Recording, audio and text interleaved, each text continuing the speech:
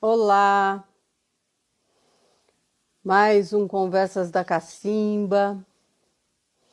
Estamos aqui esperando o pessoal entrar. Hoje teremos uma conversa muito boa. Olá, Conceição, Elisângela, sejam bem-vindos ao Conversa da Cacimba. Muito bom sempre estar aqui. Muito bom encontrar vocês pelo menos 2 vezes por semana para trazer esse conteúdo que a gente busca trazer sempre, que é cultura, educação, meio ambiente, social, projetos, pessoas.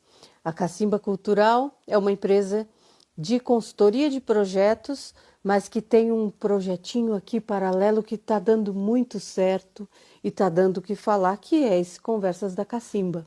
É um momento em que a gente se junta para poder compartilhar, trazer a vivência de todo mundo, cada um fazendo a sua parte, fazendo o que gosta, o que faz bem e inspirando outras pessoas a fazerem também, a irem junto. E é assim que a gente vai enfrentar todos esses momentos que a gente está vivendo, que é estranho para todo mundo, é triste para todo mundo, mas a vida não pode parar. A vida não pode parar nunca. E é por isso que a gente vai movimentando, a gente vai se jogando, encontrando pessoas, nem que seja por essa telinha aqui. Tá todo mundo junto, tá todo mundo perto. Sim, Elisângela, entrevistei o Lê Maestro, foi anteontem, foi uma conversa muito gostosa, muito inspiradora para todo mundo, né? Falar um pouquinho de desenvolvimento de lideranças nas periferias, nas favelas, locais que geralmente são muito esquecidos pelo poder público. O trabalho das ONGs é o que faz toda a diferença. Estou muito feliz de estar aqui com vocês de novo. Quero aproveitar e avisar que amanhã é o último dia de inscrição para o curso de elaboração de projetos comigo. Então, eu faço projetos, faço desenvolvimento e gestão de projetos desde 1993. Então, lá se vão 27 anos de trabalho, um pouco na área da educação, um pouco na área de meio ambiente, de cultura, de arte, e por aí eu fui traçando o meu caminho, aprendendo com os meus erros, aprendendo com os meus acertos. E esse curso um compartilhamento de tudo isso que eu aprendi. Eu acho que nesse momento a gente precisa trocar mesmo. Então, quem não fez a inscrição no curso, o formulário ainda está disponível até amanhã, tá bom? Tá no link aqui da bio do Instagram, ou então você encontra no Facebook. Lembrando também todo mundo para não esquecer de seguir as redes da Cacimba, tá bom? Instagram, YouTube e Facebook. Mas eu não vou me estender muito não, porque hoje à noite é de Bento Andreato. É ele que vai conversar conosco. Eu vou só fazer uma mediaçãozinha, mas quem vai trazer toda a experiência, vai inspirar todo mundo é ele. Quem é Bento Andreato? Vamos lá. Ele é especialista em desenvolvimento e viabilização de projetos culturais. Tem pós-graduação em Design Estratégico pelo Instituto Europeu de Design. Realizou mais de 100 projetos na área cultural. Foi presidente do Instituto Pensarte, superintendente do Instituto Elifas Andreato e publish do Almanac Brasil, que é um pouquinho onde a gente vai conversar um pouco mais com ele hoje, que é sobre isso. Teve na Rádio Band News FM coluna semanal sobre criatividade e empreendedorismo sociocultural, chamada Brasil Criativo. Hoje, desenvolve consultoria para empresas que buscam oportunidades de patrocinar e adequar seus investimentos na área cultural. Além disso, produz e dirige espetáculos musicais cuidando de roteiro, luz e direção artística. Apresenta pela internet o programa Sala de Recepção, onde artistas cantam ao vivo pela plataforma Raiz do Samba. Hoje nós vamos conversar com ele um pouco mais especificamente sobre o Almanac Brasil, um projeto de muito sucesso que se iniciou em 1999, idealizado pelo seu pai, que dispensa apresentações, o grande Elifas Andreato, e é um verdadeiro armazém da memória nacional, capaz de promover uma viagem pela história do país em temas como música, cinema, teatro, literatura, dança. Marcam presença as personalidades que moldaram a cara cultural da nossa nação. Curiosidades, fatos históricos e matérias especiais, sempre de maneira muito bem-humorada, envolvente e surpreendente tratamento gráfico. Ao longo desses anos, distribuiu 10 milhões de revistas, publicou 10 mil textos sobre cultura brasileira, entrevistou 180 personalidades da cultura nacional, dentre eles Chico Buarque, Gilberto Gil, Ariano Suassuna e vários outros. Realizou 100 programas de TV e editou 5 livros. Isso significa que, olha, tem muita história aqui para a gente hoje. A gente vai tentar em uma hora conseguir aproveitar o máximo possível de Bento Andreato, que é quem eu vou chamar.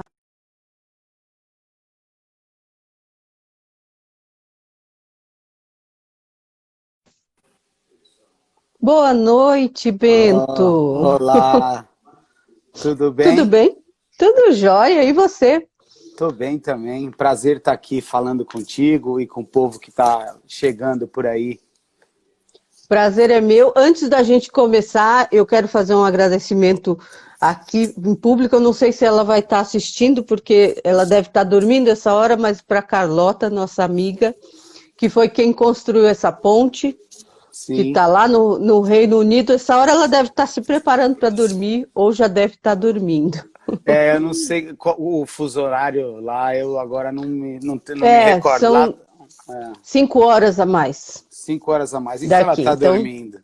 tá dormindo, deve estar, mas ela e ela sempre no outro dia ela assiste todas as conversas da Cacimba e quando a gente começou, ela me ligou e falou: Lu, você precisa chamar o Bento.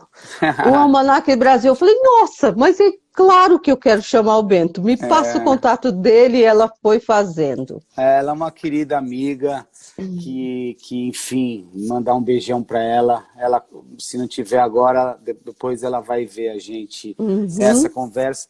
Ela é uma figura batalhadora desse movimento de cultura aqui na cidade de São Paulo, onde eu conheci ela, lá nos idos de 90 e poucos, né?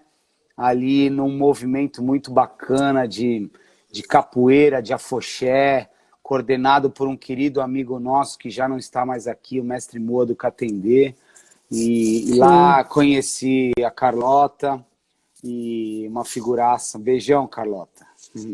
Um beijo, Carlinha. A gente se fala amanhã sem falta para eu te contar todas as coisas desse dia de hoje. Bento, vamos lá, vamos aproveitar ao máximo que o Instagram limita a gente a 1 hora, então a gente quer aproveitar você bastante. Vamos lá. Vamos então, vamos começar falando de Almanac Brasil, obviamente que é o nosso tema, mas eu tenho certeza que a gente vai meio num fluxo, vai navegar por outras coisas por aqui. Aham. Como é que nasceu? 99, como é que nasceu o Almanac Brasil? O Almanac, ele surgiu com o desejo do meu pai. Na época, a gente estava fazendo uma série de projetos para a editora Globo, isso em 95, 96, que eram fascículos. Primeiro, a gente fez uma coleção que chamou MPB Compositores, que era pela editora Globo, né? Toda semana ia um fascículo para a banca, junto com um disco. Então a gente tinha montado ali uma estrutura e começamos a fazer esse projeto. Então tinha pesquisadores, jornalistas, revisores, diretores de arte, designers, artistas, e montou-se uma equipe ali muito interessada na cultura brasileira, um grupo que misturava jovens e pessoas mais experientes, né, coordenadas pelo meu pai. E a gente fez essa série de 40 fascículos, depois fizemos o História do Samba, que foi o mesmo formato, de 40 fascículos e 40 CDs, que foi para a banca também. E numa dessas aventuras aí, meu pai ouviu o slogan da TAM, que era da companhia aérea, a então TAM, né? Hoje é Latam, que era uma empresa que tem orgulho de ser brasileira. E ele teve uma ideia de fazer uma revista de bordo para a TAM, que trouxesse essa cultura brasileira para dentro das aeronaves, para esse público que viajava nas aeronaves. E foi procurar o Boldrin, Rolando Boldrin, que era muito amigo do comandante Rolim. E o Boldrin é o nosso padrinho do Almanac, é o Boldrin, o Rolando Boldrin. Tanto é que ele sempre assinou uma coluna, né, de causos no Almanac. Então sempre no final tinha um causo do Boldrin, grande Boldrin, toda a família, Patrícia, Lenir, um beijo para vocês todos, se vocês assistirem. Nós fizemos uma conversa com o Lenir aqui, semana passada, acho que... Lenir é um querido, uma figura também que é fantástica, um batalhador, um empreendedor da área da cultura, conhece Sim. tudo, um grande amigo. E beijão, Lenir. E aí Lenir. Começou com isso, aí meu pai levou o projeto que tinha a ideia de resgatar esse universo dos almanaques antigos, que era um pouco de uma enciclopédia popular, né, que trazia curiosidades, trazia épocas de colheita, o que se plantava, previsão do tempo, novidades, personalidades, dicas de saúde, enfim, que foi muito, muito popular, né, na infância dele, nessa geração aí, acho que no final de 40, 50, 30, 40, 50, os almanacs foram um grande sucesso. O Biotônico Fontoura, por exemplo, era um almanac que, na época que ele estava no auge, ele tinha uma tiragem de 1.500.000 exemplares. Então, para você ver como era popular o almanac, né? E aí meu pai pensou em juntar já naquela época, seu Elifas, visionário e genial do jeito que pensou em fazer textos curtos, já pensando nessa coisa da internet que estava chegando, que eram textos curtos, instigantes, saborosos, divertidos. E aí levou isso para o comandante Rolim, e o comandante Rolim, que era um outro apaixonado pelo Brasil, pela cultura brasileira, topou na hora e começou ali a história de distribuição a bordo das aeronaves, né? Então, ele sempre falava assim, olha, porque eles não pagavam, né? Ele só dava o espaço da aeronave, a gente tinha que ir atrás do dinheiro, né? Não era uma coisa patrocinada pela TAM. Ele só abriu a aeronave e falou, distribui aí.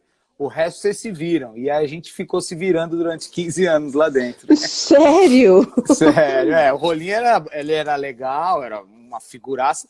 Mas a mão estava assim, né? Mas para botar dinheiro no bolso não era tão fácil, não. Puxa, porque uma publicação de bordo, né? Todos os passageiros, e lá em 99 ainda as passagens não eram tão acessíveis assim, Exato. As pessoas, né? É engraçado que sempre tive a impressão que a TAM veio depois, que o Almanac nasceu não para ela, né? Não começou com ela. Foi com essa intenção de ser uma publicação de bordo e com o intuito de levar a cultura brasileira para aqueles grandes empresários, executivos que viajavam, que meu pai sempre falou que esses caras eram são os que menos entendem de Brasil, né? Então ele queria levar essa cultura popular para os passageiros da TAM. E que precisavam realmente conhecer, porque neles estava a possibilidade de investirem um pouco mais na cultura brasileira, né? Exato. Tão carente de... Agora, sim, quanto tempo durou essa história com a TAM? Porque, ficamos 15 anos. 15 anos. Então, 15 a maior anos. parte da vida do Almanac foi sendo distribuído a bordo. E aí, assim, a proposta, ela é muito... Porque quando você fala, tenho a pretensão de fazer um almanaque com várias informações da cultura brasileira, se a gente pensa na riqueza da cultura brasileira, guardando as peculiaridades, características regionais, a música, as artes em si, os compositores geniais, enfim, o Brasil é um país riquíssimo quando se Sim. fala em cultura. Como é que era feita essa curadoria, esse editorial? A gente tinha uma equipe de pesquisadores, né? E a ideia tem aí mais um ingrediente que eu acho importante, que é a chegada do Milton Severiano da Silva, o Miltainho, que já não está mais entre nós, foi um grande jornalista que escreveu para a Realidade, Pif Paf, Pasquim,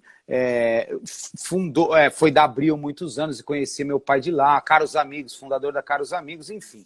Ele era um cara que tinha uma capacidade de síntese do texto, né? Então ele era um mestre e ele ensinou isso para os jovens jornalistas que estavam lá, que montamos essa equipe.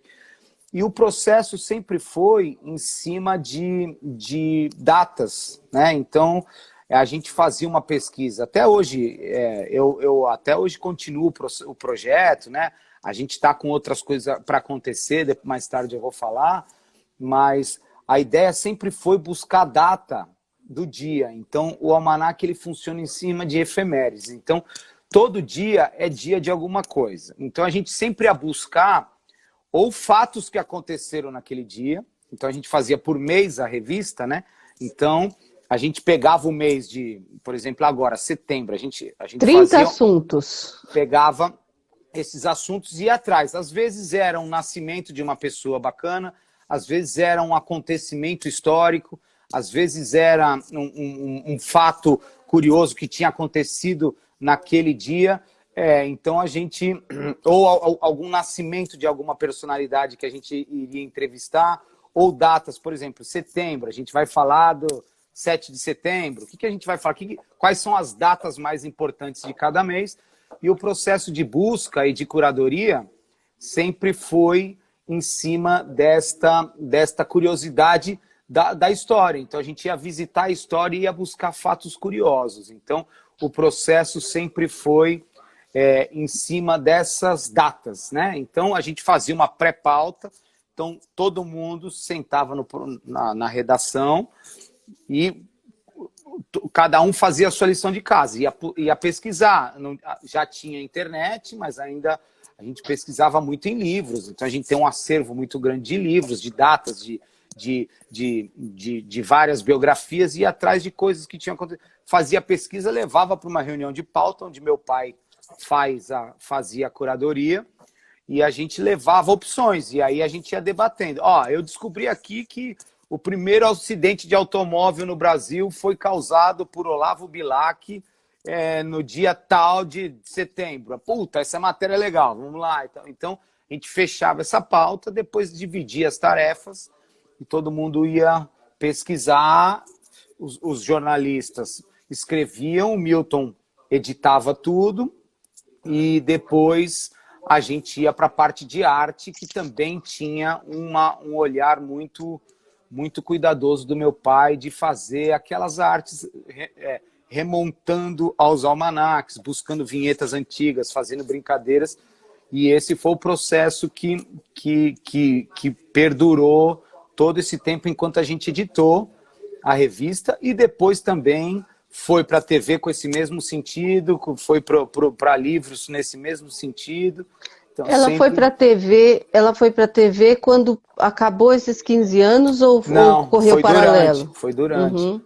A gente fez 2 temporadas de 52 episódios, de 23 minutos cada episódio, para TV Cultura e TV Brasil.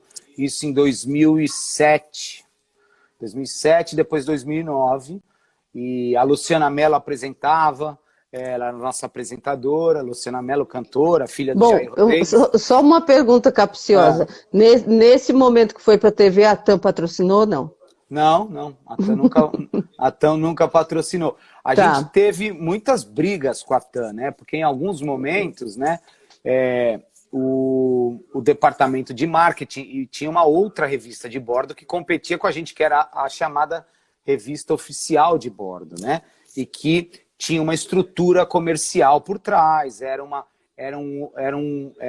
uma revista com uma característica muito comercial, como são as revistas de bordo até hoje, de vender produto, é um Uhum. grande catálogo de produtos. São 10 páginas de propaganda e uma de uma matéria, um artigo, né? Exato. Então a gente sempre ficou nessa briga, assim. Aí entrava empresa nova para explorar a parte comercial da revista de bordo, tentava tirar a gente brigava, ficava. E aí, enfim, foi uma batalha interessante e foi divertida. Mas uma outra curiosidade de quem não entende muito bem como funciona esse mercado.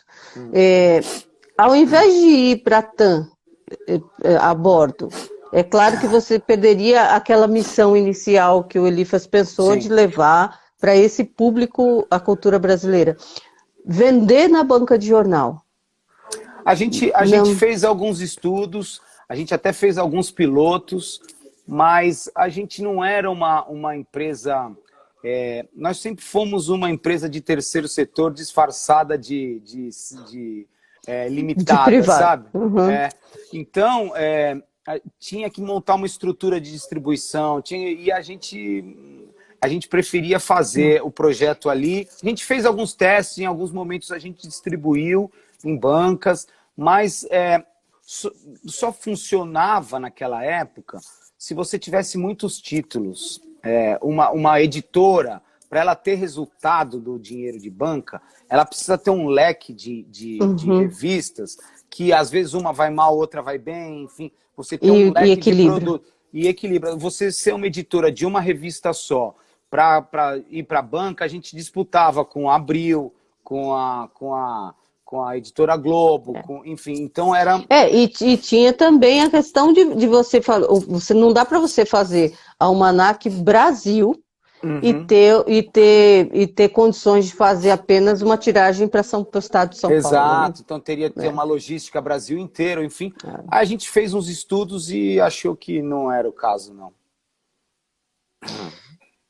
Bom, e aí, assim, aqui agora em 2020, o Almanac Brasil completa 21 anos. Chega na 21 anos. maioridade. Chega 21 na anos. maioridade num momento muito delicado, sem precedentes na nossa história, né?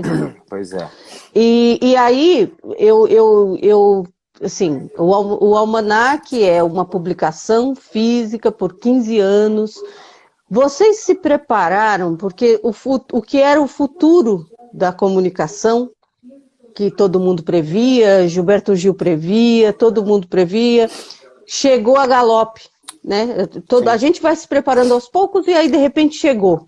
Pegou todo mundo, afunilou todo mundo dentro de um canal virtual, digital, Sim. as produções culturais, os trabalhos de revista, de TV e etc., tudo ficou aqui dentro. Vocês vinham se preparando para isso de alguma forma ou pegou Sim. vocês assim? Sim, o que eu acho é que o Almanac ele é mais do que um produto, né? Ele pode ser vários produtos porque ele é uma ideia, ele é uma paixão, ele é uma causa, né? Então, essa experiência com site, com aplicativos, a gente já fez. Eu estou agora com um projeto que está aí saindo no forno, que é levar o Almanac para escolas a partir de aplicativos e trazer essa experiência da brasilidade e da história brasileira, da cultura brasileira para dentro da plataforma de educação, né? Então a gente está desenvolvendo isso.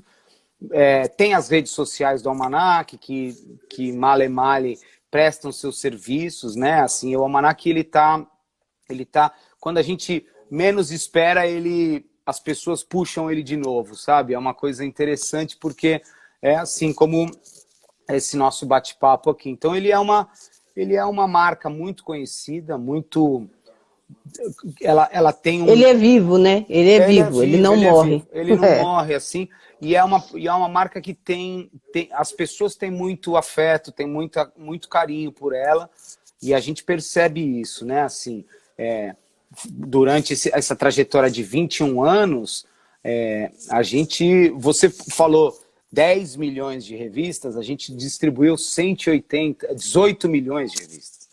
Uau! Né? Porque eram 100 mil por mês, né? Que a gente distribuía. Então, era muita revista. Então, assim, a gente impactou muita gente com esse projeto. Então, até hoje, a gente terminou uma série para televisão, para o canal Cine Brasil, do Rio de Janeiro. São 13 episódios, está pronto, vai para o ar comecinho do ano que vem. Então, ele vira e mexe, tá acontecendo aí.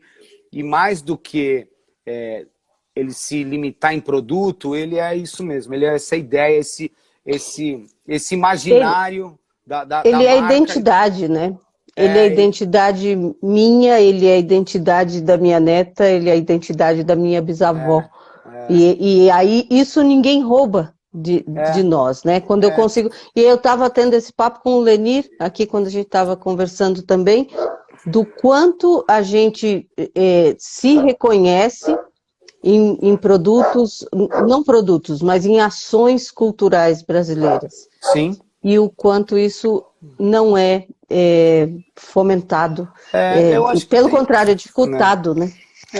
Tem uma coisa que eu acho que o Almanac serviu e ainda serve, né? Que é de levar o reconhecimento do nosso. Aqui eu estou vendo. Posso fazer um intervalo aqui para mandar um beijo para as pessoas? Ó, Paulinho Timor, tamo junto. Esse aqui é um outro defensor da cultura brasileira. A Silvete aqui, a Silvia também, Luiz Caro Preso. Eu vi que a Ana Carla, a professora Fernanda, um beijo. Eu tive com ela numa aventura maravilhosa que foi ser diretor de escola de samba, uma coisa maluca. Beijo para você. Eu vi que a Ana Carla, a Aninha está aqui também. Tem um pessoal aqui, então beijo para vocês. Voltando ao assunto dessa coisa do... esses projetos culturais que a gente consegue viabilizar, que a gente consegue...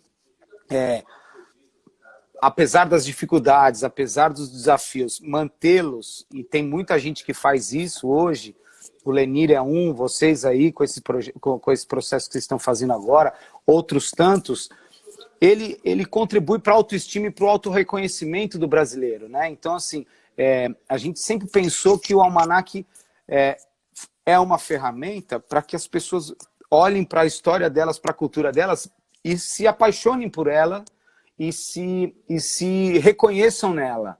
Porque, como diria o Plínio Marcos, né, um povo que não valoriza as suas formas mais autênticas de expressões culturais jamais será um povo livre, né? Então, é uma coisa é uma missão mesmo, da gente mostrar o bom exemplo brasileiro na literatura, na ciência, na arte, no cinema, enfim... Tem tanta coisa rica e que não tem espaço nos veículos, muitas vezes, né? E muitas vezes as empresas não ligam para isso, muitas vezes os governos não ligam para isso. Então, a gente fazer isso é uma maneira das pessoas olharem e falar assim, puta, olha que história maravilhosa dessa figura. Cara, esse cara que inventou a luz engarrafada, que é um cara que mora em BH, na periferia de BH, ele naqueles telhados de zinco em favelas que não existem luz, ele pega, fura o teto de zinco, põe uma garrafa PET de água, joga um cloreto de sódio, bate a luz lá fora e vira uma lâmpada dentro de... Olha aí, a criatividade, a generosidade, o talento do brasileiro, não só nessa coisa de invenção e tal, mas também na criação cultural, né? Assim, as festas, os mestres todos, os mestres da cultura popular, as mestras da cultura popular, do artesanato, é uma riqueza tão grande e assim, não tem como a gente não eu, por exemplo, eu vivo isso todo dia, eu adoro isso, eu adoro ir num boteco na esquina e no sertão, encontrar ali um senhor que toca viola, que ninguém nunca ouviu falar, e você olha e fala assim, que coisa maravilhosa que é esse homem, e essa sabedoria popular que ele tem, né?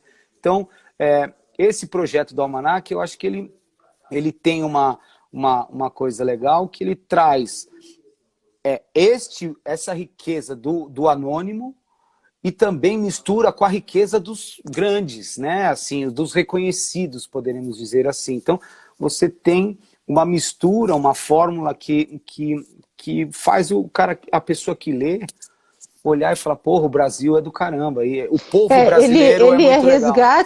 Ele é resgate e salvaguarda, né? E aí, quanto mais apoio se tiver para um projeto como o Almanac, mais o Brasil vai se fortalecer de dentro para fora. Então, vivemos em resistência o tempo todo, né? Sempre, Então, sempre. E eu os acho que pequenos precisam. você falou deste momento que a gente vive, que é muito difícil mesmo, né? Uma ocupou, e não é só aqui, é no mundo, eu acho, né? Tem um movimento, né, de uma extrema ignorância, de uma extrema um alinhamento com o capital, com a exploração, com a desigualdade, com o preconceito e tal, que é tudo que a cultura não é, né? A cultura, ela é diversa, ela é plural, ela é inclusiva, então... Ela é fora da caixa, né? Então, assim, não é à toa que os governos autoritários, eles vão direto na educação, na ciência e na cultura, porque é ali que você forma massa crítica, que você forma opiniões, que você forma gente que pensa. Então, eu acho que as pessoas, às vezes, ficam, a gente batendo papo, assim, pô, e agora? O que a gente vai fazer? E essa pandemia veio para mim, assim, nesse sentido, assim, e agora o que você vai fazer? Eu vou fazer o que eu sempre fiz, e agora com muito mais vontade, porque é o que eu acredito. Então, assim, não dá para eu sair daqui, com todo respeito às pessoas que vendem carro em concessionária, ou que vendem um celular, ou que vendem... Eu não consigo fazer isso. Eu tenho... A mosquinha picou e eu não consigo não fazer outra coisa que não seja trabalhar com cultura brasileira. Então, nesse momento, é um ato de resistência, é um ato de combate a toda essa ignorância que está colocada aí, essa loucura que está colocada no nosso país, principalmente, com uma esquizofrenia, com uma polaridade maluca de ódio e de ódio à ignorância, de mentira descarada, de combate aos grandes pensadores, às grandes pensadoras. Então, assim, é uma coisa que, enfim, é muito difícil de acreditar, né? Mas é absurdamente incrível. Assim, talvez Saramago possa definir bem isso também. Tá todo mundo, assim, entrou, todo mundo, claro, não generalizando, mas uma grande parcela que é capaz de até de eleger um governo completamente cego e trazendo um retrocesso. Porque assim, eu fico pensando, o seu pai, o próprio Almanac, ele traz componentes e representatividade militante lá que lutou mesmo contra a ditadura, lutou contra o AI-5. Como é que você vê nesse momento, né? Nesse momento em que está todo mundo muito fragilizado, porque, como dizia minha mãe, em cima de queda coice, a gente estava tentando se equilibrar, né, enquanto profissionais da cultura, tentando se equilibrar no meio de ataques. Eu me vejo numa corda bamba com alguém me tacando coisa para eu cair dali. E de repente chega a pandemia, né, e aí você vê pessoas nas ruas com cartazes defendendo a volta do AI-5, pedindo a queda do STF. Como é que você vê isso, assim? E seu pai, por exemplo, eu sei que você não pode falar por ele, mas eu acho que você pode dar indícios de como ele se sente. Eu converso bastante com ele sobre isso, enfim, eu vejo, e ele também, de uma maneira muito, assim, é uma mistura de tristeza com indignação, sabe? É uma mistura de sentimentos mesmo. E assim, eu acho que tem uma coisa que eu tento entender, e eu acho que tem uma parcela da população que pensa assim mesmo, e essa crise toda do governo, da pandemia, acabou revelando essas pessoas. Tem uma parcela que sempre foi isso mesmo, que acredita, que é preconceituosa, que é homofóbica, que é machista, que é racista, tem, né? Então isso está colocado aí. a questão é que tem uma pessoa hoje no comando que externaliza isso e dá autoridade para essas pessoas poderem falar isso, né? Mas eu acho também que boa parte das pessoas que defendem a volta da ditadura, uma parte delas que concorda mesmo com tudo isso, né? E a gente precisa entender. Mas uma coisa que está em debate a sua liberdade de expressão, ela tem um limite. Você não pode...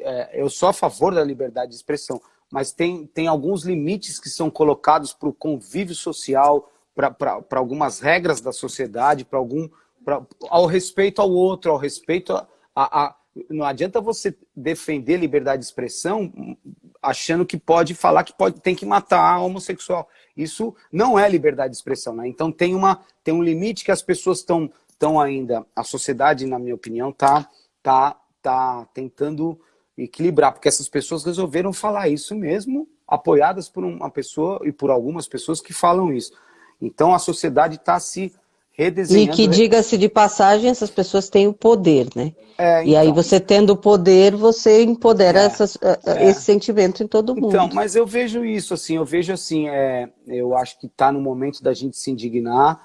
Eu não sei, não consigo entender ainda, com todos esses absurdos que estão acontecendo, poucas mudanças estão acontecendo para que essas pessoas saiam daí, né? Então, tem algum jogo lá em cima muito bem jogado, que eu acho que tem a ver com interesses internacionais, tem a ver com interesses capitais, né?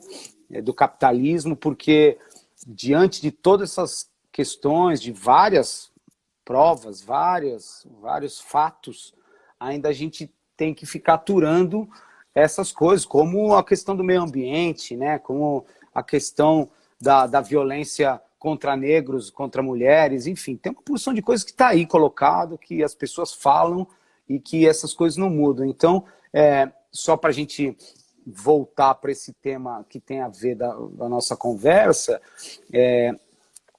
o que eu acho mais grave nesta parcela da população, que eu acho que o presidente se encaixa também, é a ignorância em relação à cultura brasileira e a falta de reconhecimento da importância disso, desse legado, desse patrimônio. Por mais que você negar Paulo Freire, é um negócio que, assim, quando a pessoa... Bom, os caras acreditam que a Terra é plana, né? Aí não tem mais o que conversar. Então, assim, mas eu acho que o papel que eu faço, que os projetos que eu estou envolvido têm em comum e que meu pai faz e que a nossa família faz, a Laura, minha irmã, minha tia Sula é produtora, ficou no Olido muitos anos, agora está no Centro de Referência da Dança, meu tio Elias é ator e diretor de teatro, enfim, nós vivemos neste balaio de cultura.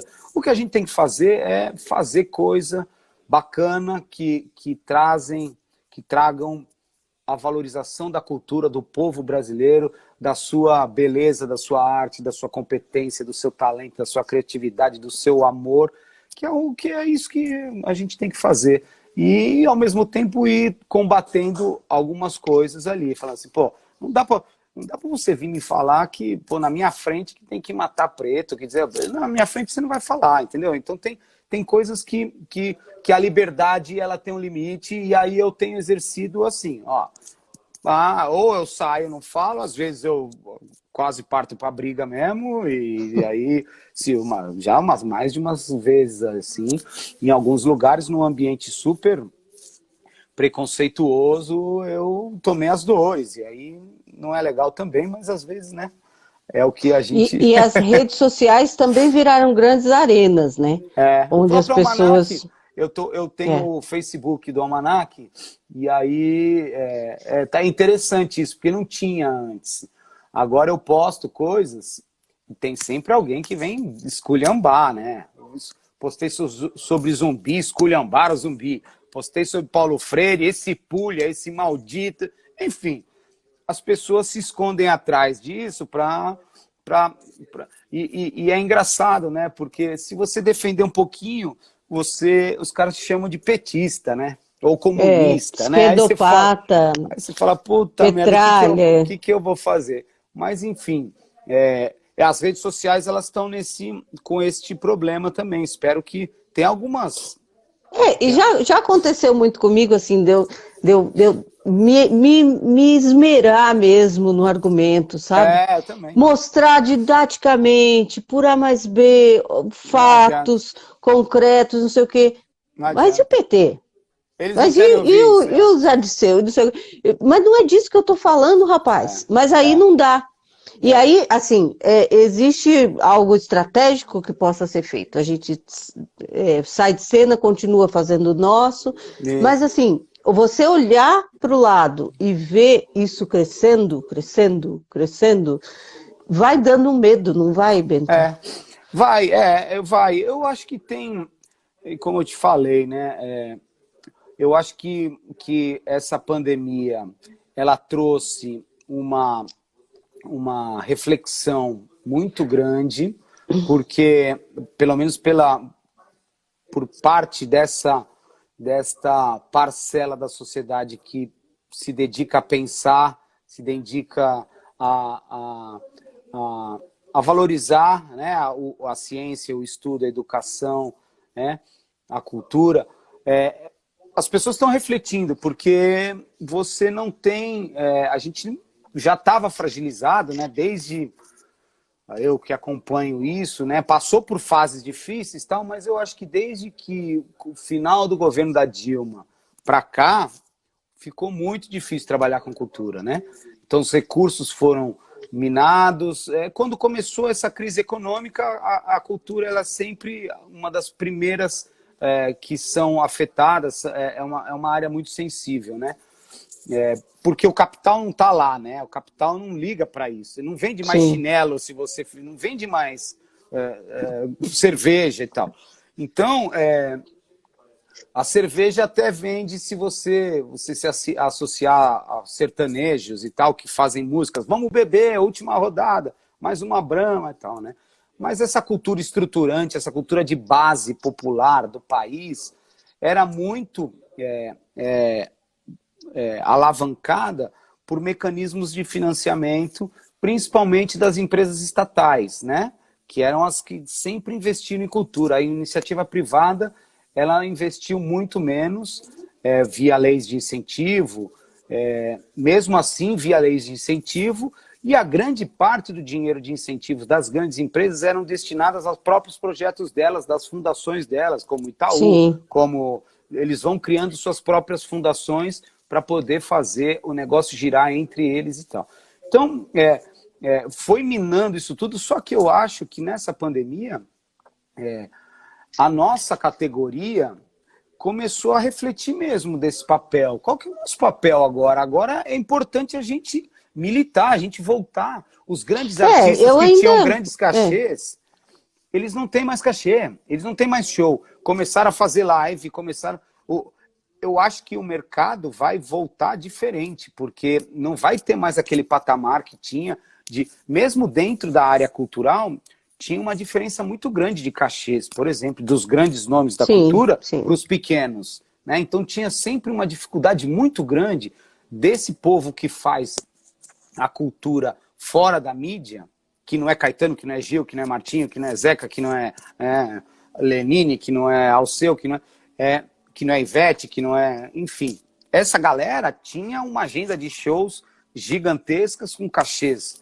muito grandes e uma parcela, 90% do mercado cultural, tentando alguma coisinha no Sesc, tentando algum edital, tocando dividindo umas migalhas ali. Dividindo migalhas. E assim, eu ainda vou um pouquinho atrás, porque assim, a dificuldade começou quando, na verdade, começou-se a demonizar o incentivo fiscal. Também tem isso. Começou a se demonizar, inclusive foi uma bandeira de campanha.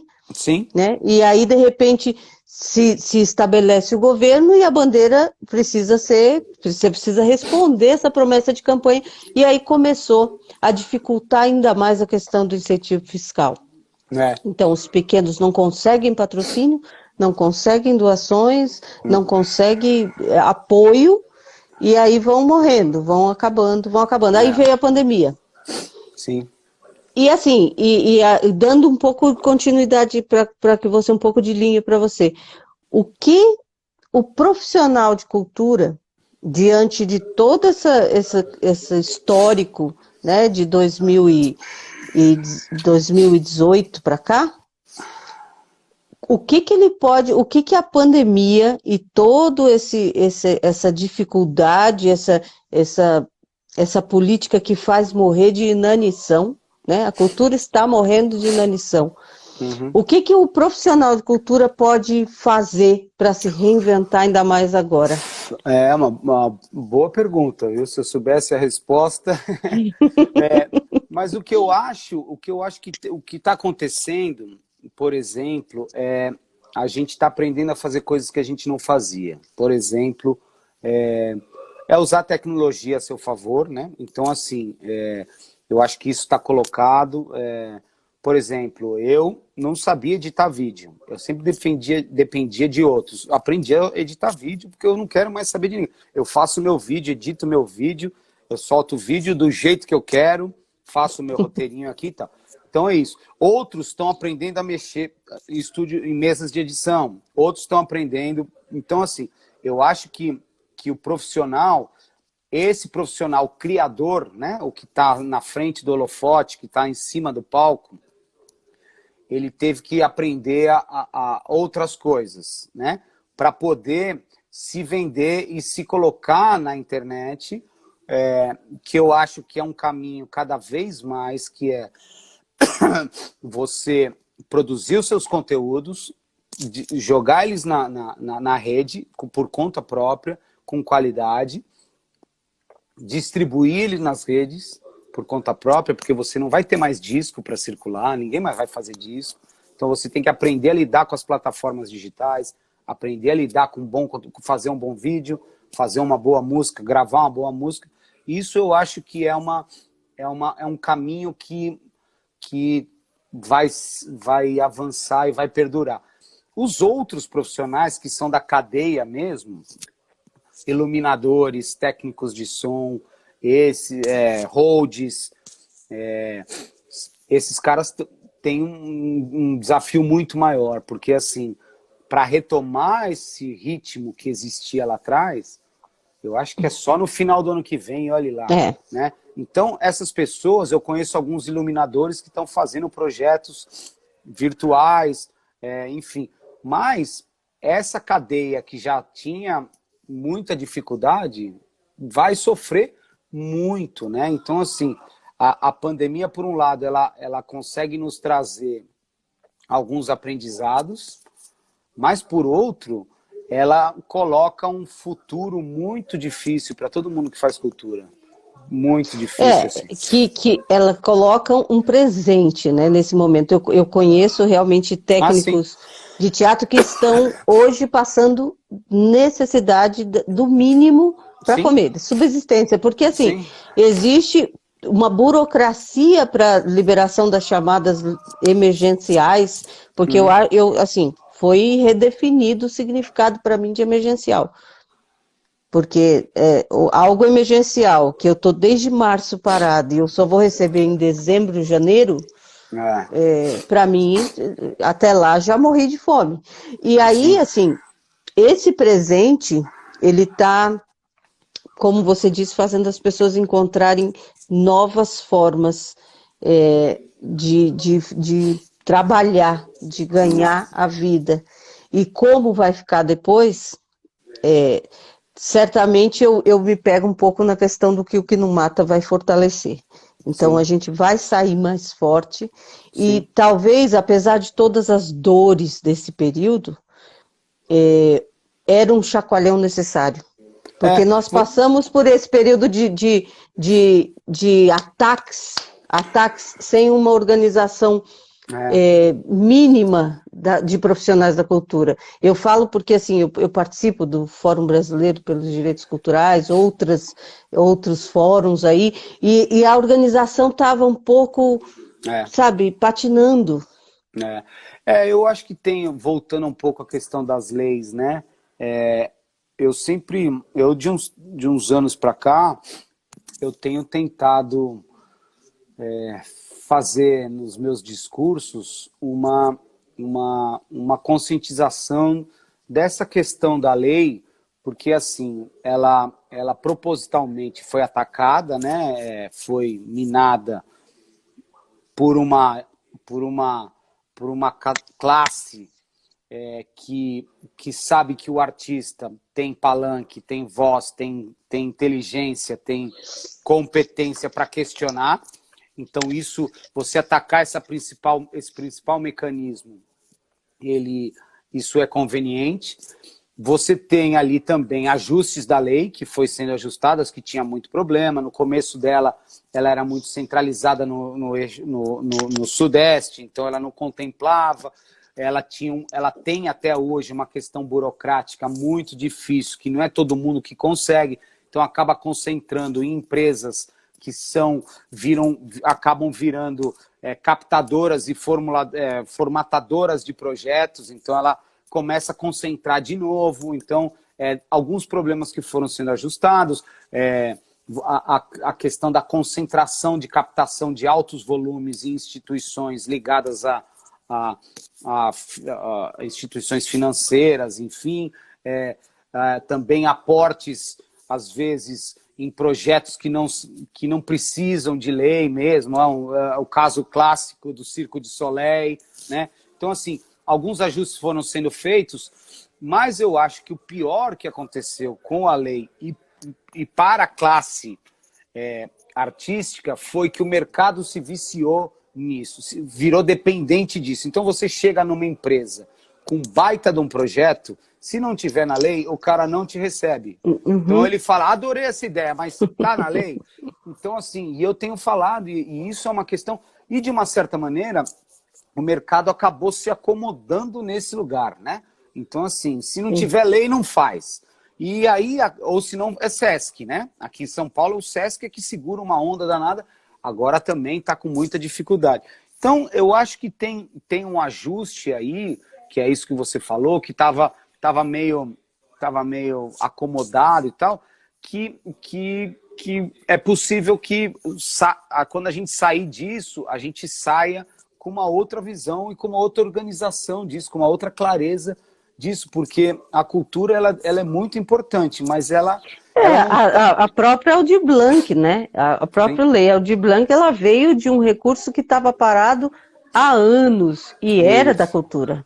Sim. Então precisou todo um movimento nos estados, um movimento de militância de profissionais da cultura junto com parlamentares para falar, esse dinheiro é nosso. Sim. Então você mande porque a gente precisa dessa emergência, né?